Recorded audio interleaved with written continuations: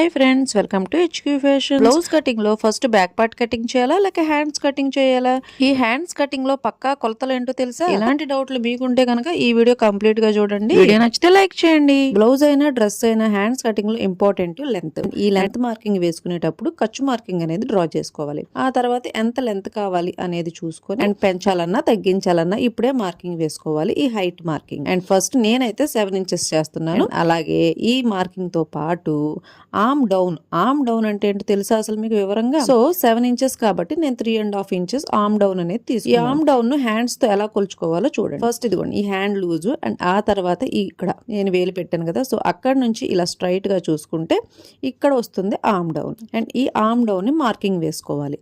And ఆ తర్వాత third measurement వచ్చేసి హ్యాండ్ లూజ్ అండ్ మేము కొలిచాను కదా ఇందాక హ్యాండ్ లూజ్. అండ్ ఆ తర్వాత లాస్ట్ మెజర్మెంట్ వచ్చేసి ఇదే వెరీ వెరీ ఇంపార్టెంట్, ఇది ఆర్మ్ రౌండ్. ఈ ఆర్మ్ రౌండ్ ని ఇలా బ్లౌజ్ తో మెజర్ చేసుకోవచ్చు, లేదంటే లైన్ డ్రా చేసుకోవచ్చు. సో ఏ విధంగా చేసుకున్నా సరే మార్కింగ్ అనేది పక్కాగా వస్తుంది. సో ఈ 4 మార్కింగ్లు చాలులే, ఇంకా మాకు తెలుసులే ఇవన్నీ అని అనుకుంటే మాత్రం మీరు పప్పులో కాలేసినట్టే. అంటే అన్నిటికంటే వెరీ వెరీ ఇంపార్టెంట్ ఇదండి. మనం బ్లౌజ్ కటింగ్ చేస్తాం కదా ఈ బ్యాక్ పార్ట్, సో ఈ బ్యాక్ పార్ట్ ని బట్టి మనం ఈ ఆర్మ్ రౌండ్ ని ఒకసారి మెజర్ చేసుకోవాల్సి ఉంటుంది. సో ఫస్ట్ హ్యాండ్ కటింగ్ చేసుకోవాలా లేక బ్లౌజ్ బ్యాక్ పార్ట్ కటింగ్ చేసుకోవాలా? సో ఇది తెలుసుకోండి ముందు. అండ్ ఆ తర్వాత కటింగ్ చేసుకున్న తర్వాత ఇంకా కంప్లీట్ అయిపోయిందా లేదు, ఈ హ్యాండ్స్ కటింగ్ చేసుకునేటప్పుడే లో షేప్ డ్రా చేసుకుని కటింగ్ చేసుకోవాలి. ఇక్కడ మీకు ఏదైనా డౌట్ ఉంటే కనుక కామెంట్ చేయండి. కామెంట్ చేసే ముందు సబ్స్క్రైబ్ చేసుకోవడం మర్చిపోకండి.